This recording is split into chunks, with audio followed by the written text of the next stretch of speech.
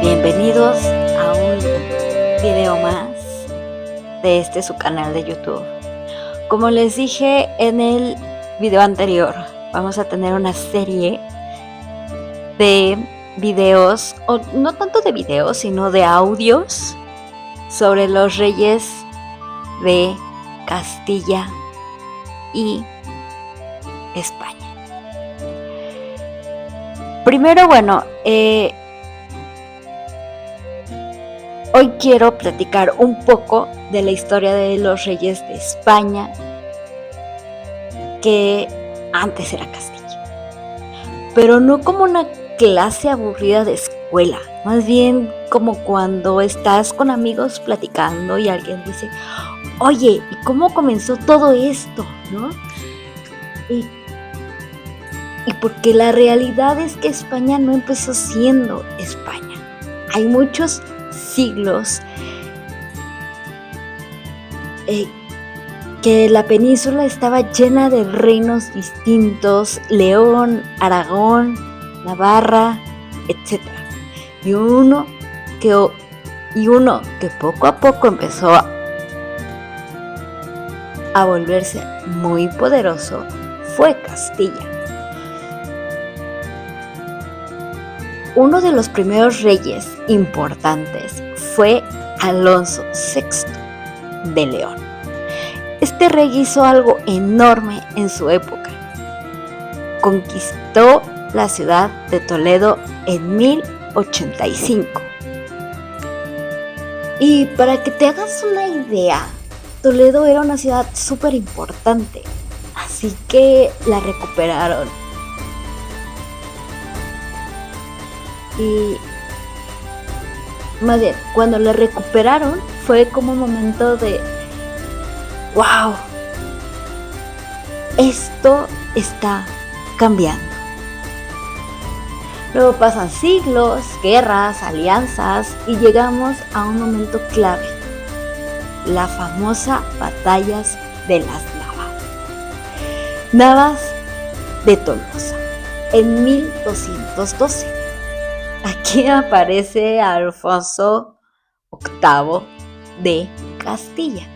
Básicamente varios reinos cristianos se unen y derrotan al imperio musulmán que tomaba buena parte de la península.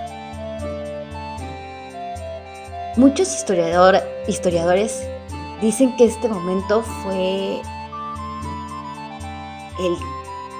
el cambio, el rumbo para la reconquista de esa parte de la península. Después llega alguien muy importante, Fernando III de Castilla, al que incluso llamaron el Santo. Y este rey fue conquistando poco a poco ciudades enormes como Córdoba y Sevilla. Imagínense lo que significa tomar ciudades tan grandes en esta época. Era básicamente el mapa del poder. Pero si hay un momento que casi todo el mundo recuerda en la historia de España, fue el reino de Isabel I de Castilla. Ella se casa con Fernando II de Aragón y ahí pasa algo sumamente importante. Se unen dos coronas mega súper importantes, mundialmente conocidos como los Reyes Católicos. Por ejemplo, aquí en México los conocemos como los que ayudaron a Cristóbal Colón en su momento al viaje a las Indias. Y bueno, en su reinado ocurre un año que cambia la historia, en 1492. Primero, termina la reconquista con la toma de Granada. Y segundo, como ya les dije, financian el viaje de Cristóbal y Colón, que termina conectando Europa con América. Esto fue realmente importante porque no se sabía realmente que habían llegado a América. Pensaban que habían llegado a las Indias y todo, ¿no? Ya después dicen, no, pues no, estos no son las Indias. Entonces fue como se dieron cuenta que habían descubierto América. Después de eso, llega un rey que gobernó medio planeta. Les puedo decir que aquí me voy a saltar un poquito, pero más adelante les pongo en la historia a este personaje, que fue la mamá de Carlos I, que fue Juana. Juana era hija de Isabel y de Fernando, que jamás imaginó que sería reina. Tenía a sus hermanos mayores como primeros en la lista de sucesión. Esto no lo voy a platicar mucho, bueno, es como conocida como Juana la Loca. Entonces, en realidad, muchos historiadores, muchas personas que platican de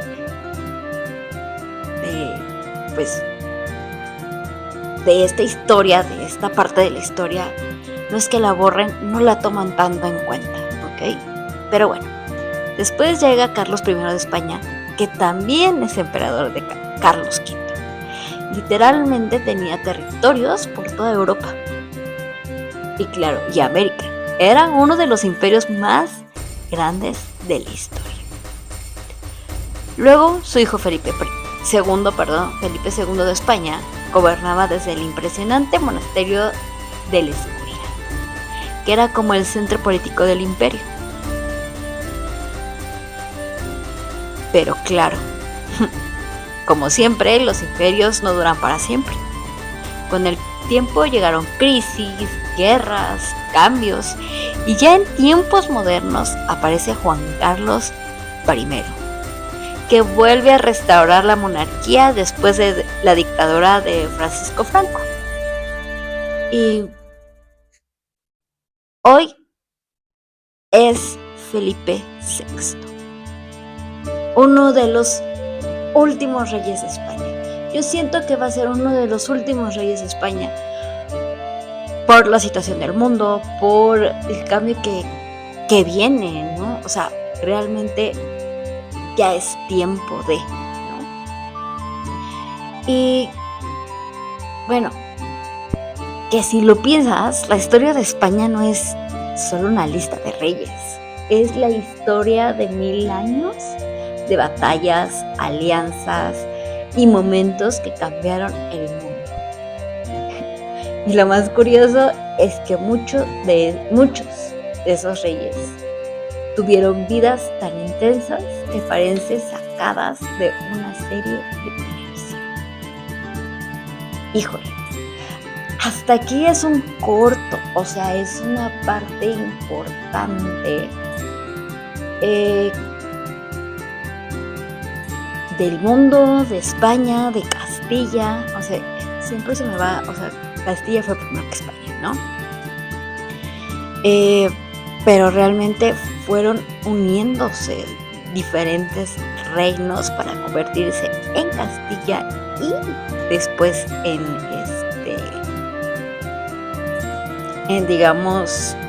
España, ya juntando muchas cosas, ¿no? Incluyendo el imperio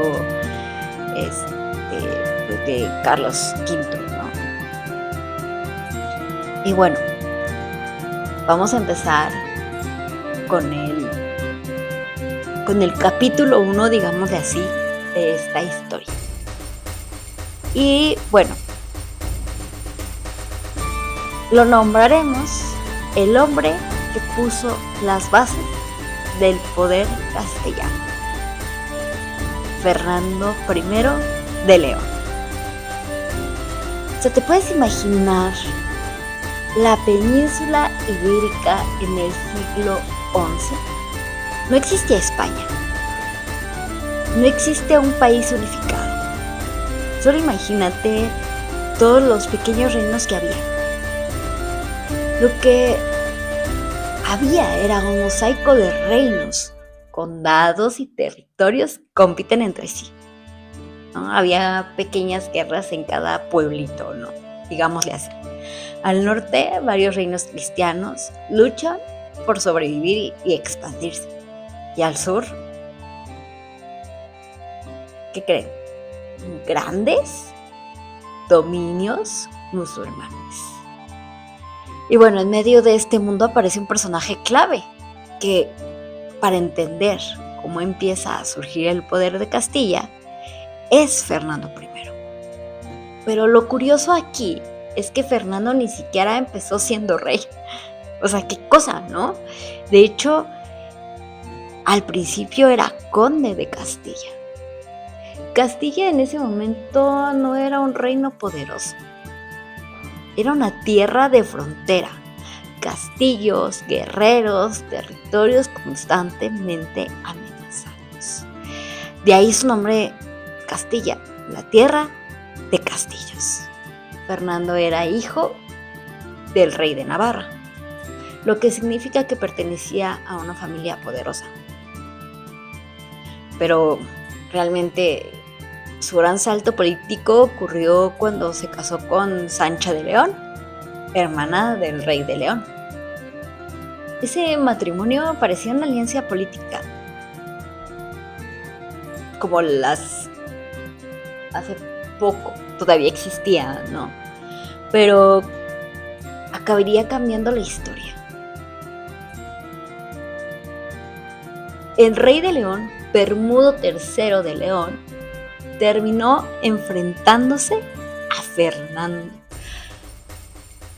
Y en el año de 1037 ocurrió algo decisivo, algo impresionante, la batalla de Tamarón. En esa batalla muere Bermudo III y bueno, pues con su muerte Fernando se convirtió en el rey de León. Y pues el antiguo conde de Castilla gobernaba uno de los reinos más importantes del norte de la península. Y bueno, así es como empezó siendo rey. Ahora, Fernando no era solo un guerrero, también era un buen estratega político. Entendía muy bien que el poder en la Edad Media no se mantenía solo con espadas, sino también con alianzas, religión y diplomacia.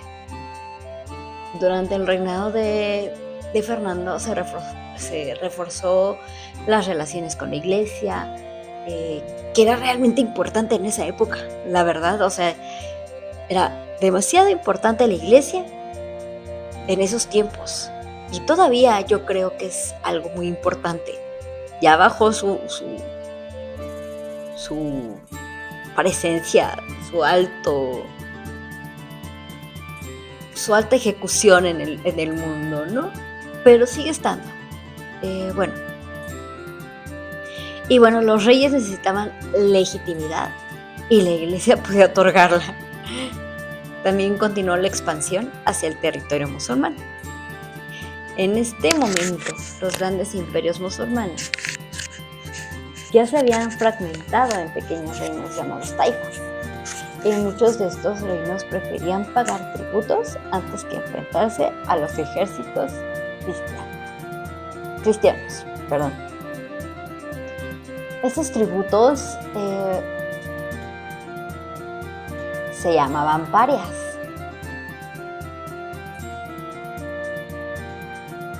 Gracias a ellos, Fernando obtuvo enormes cantidades de riqueza: oro, plata, bienes, recursos que fortalecieron su reino realmente. Pero lo más interesante de su historia llega al final de su vida, porque Fernando tomó una decisión que hoy no se puede parecer. Nos puede parecer extraña, en lugar de dejar el reino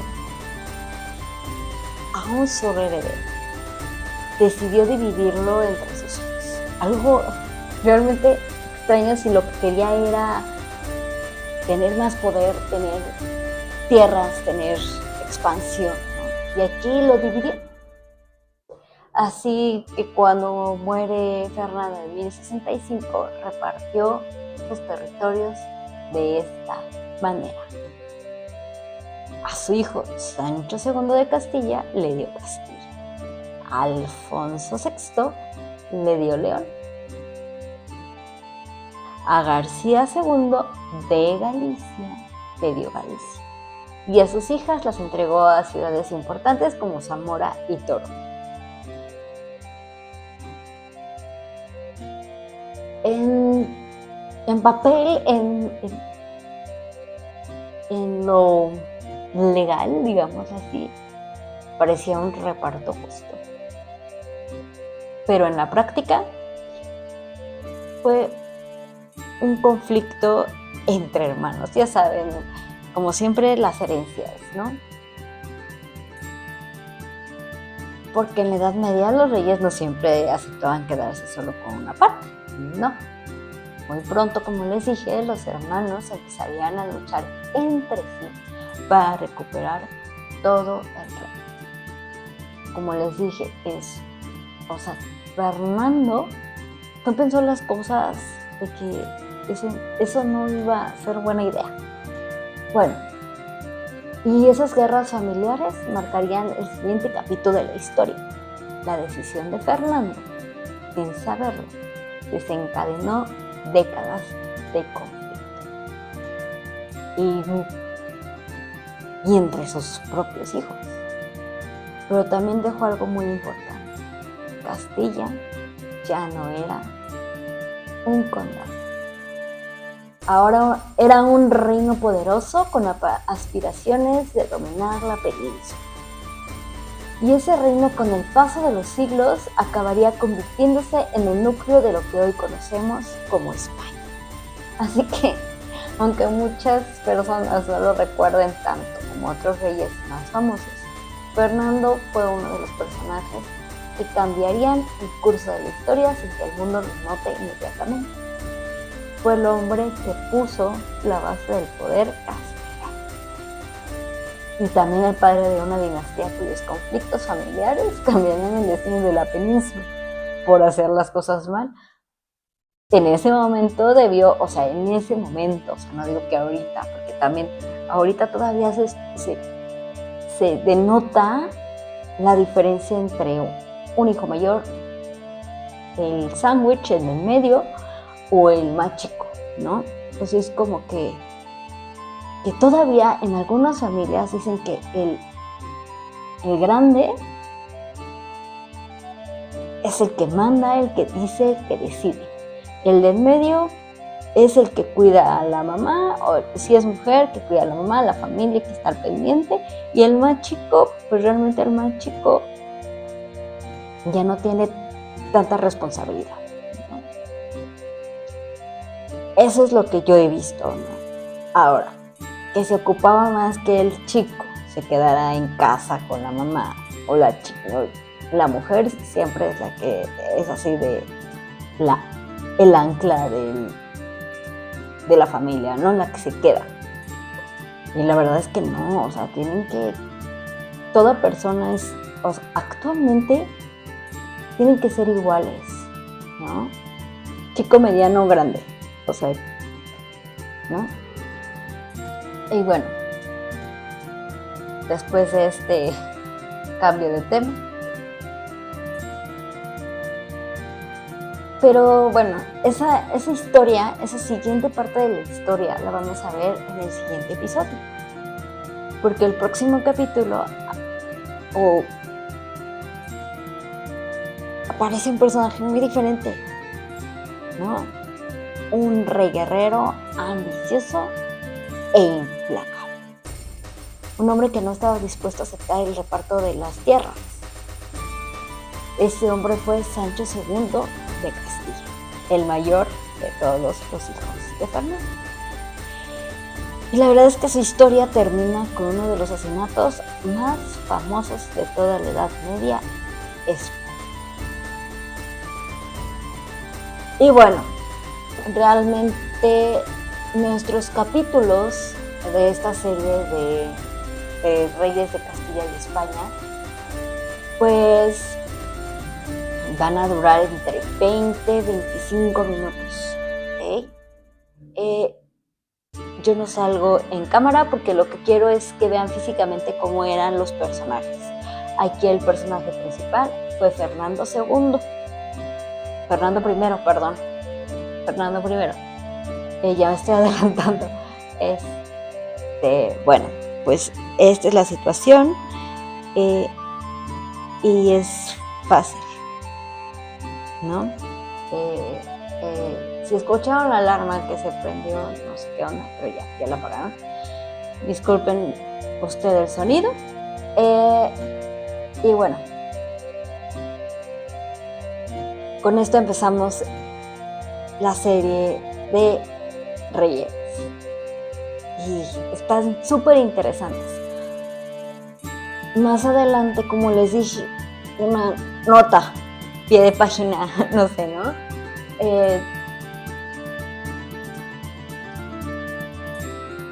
Quiero que tomen en cuenta que yo voy a tomar en cuenta a Juana, ¿no? Juana, nada más para adelantarles una cosa, Juana se casó con Felipe el Hermoso, ¿no? Pero ahí hubo algunas cosas, mucha gente no la toma en cuenta porque en su momento la tildaron de loca cuando puede haber tenido otra enfermedad, ¿no? Y eso ya lo platicaremos más adelante, ¿no? Bueno, ya saben, les repito, pónganle me gusta, pónganle la campanita para que les avise cuando esté el segundo capítulo. Pongan